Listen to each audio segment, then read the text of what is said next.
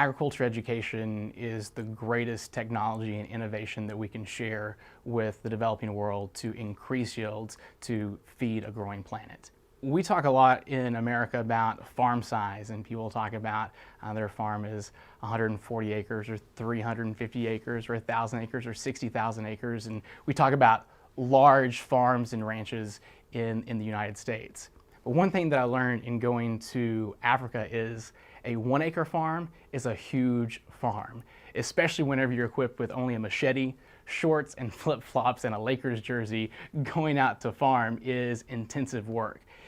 Each year a farmer selects a new site, 1 to 2 acres of virgin jungle that they go in to cut down, to slash and burn. And it takes them days to be able to cut down these trees, to cut down the vegetation, and then pile it all up and burn that. The ash adds a little bit of nutrients into the soil for the immediate crop year, but what happens, especially in high rainfall areas such as a jungle or the rainforest, is the rains wash out all of the nutrients from the soil. So the following year, there are no nutrients left for the farmer to be able to plant his crop on this particular farm. So he has to go out the second year and do the exact same thing for a new 2 acre plot of land that will be his farm. And you can only imagine the environmental degradation that happens through these primitive slash and burn mechanisms. It is said that Africa's greatest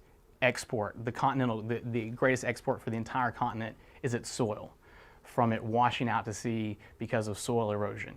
And it is important that we are teaching proper conservation practices that are good for the environment. And when things are good for the environment, it's also good for business for the farmer. He doesn't have to go and make a new farm and slash and burn a new farm next year. He can continue to use the same farm that he did with enriched nutrients in that same place.